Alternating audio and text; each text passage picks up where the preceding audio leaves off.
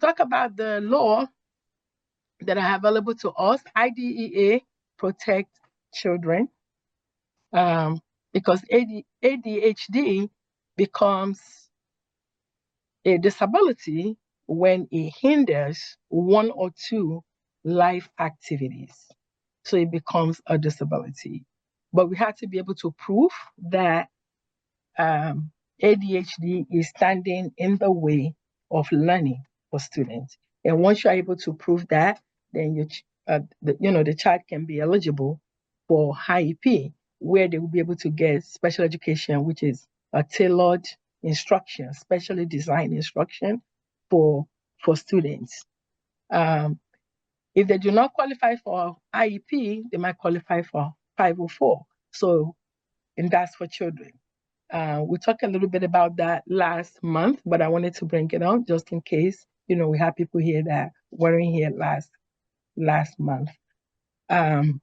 So 504 is part of the Rehabilitation Act, which is another law that removes barriers to students getting educated in general education classroom.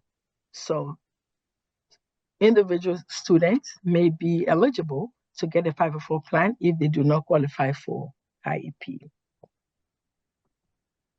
But for adults, the ADA is a law that is available to protect adults if ADHD is standing on your way, if it's becoming a problem at work, then you can request for reasonable accommodations under the ADA. ADA is American with Disability Act.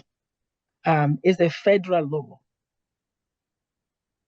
But this law, it applies where the employer has 15 employees or more.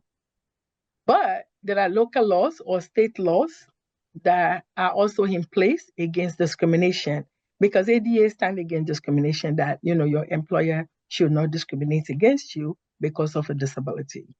And the only thing that would be needed is to have a documentation of the disability. So in that case, if that is an issue, then it's just to go to your doctor, maybe your primary physician, to confirm. They do whatever they need to do to confirm that, yes, ADHD is prevalent, and these are the ways that it's affecting your job, and these are the reasonable accommodations. So the employers were required to provide reasonable accommodations. So reasonable means accommodations that does not cost the employers extra, but they can provide it for you. There's a room for that. And that way, it varies from job to job.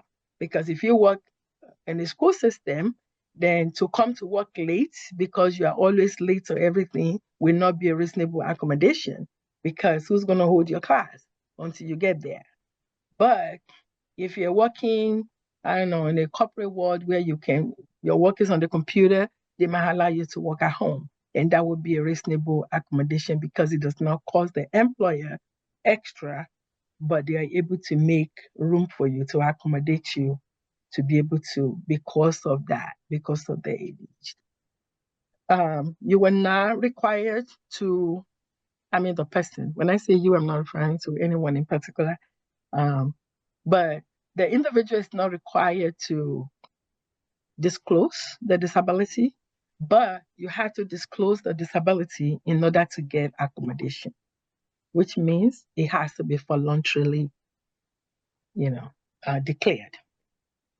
And these are examples of reasonable accommodations. So you might request for a quiet workplace. You might ask that your employer allow you to use noise canceling headphones. To take breaks as needed. So all this requires that you really know yourself and you know what is it that you need that will help you to perform at the optimum.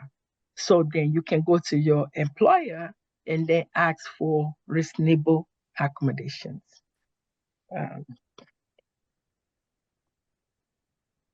Okay. So when you feel discriminated against, then you can call the Equal Employment Opportunity Commission. So if you ask and you have all the documentation and you feel like you've been discriminated against, they're not working with you, then you can call and they will respond to you. I think they say within 180 days.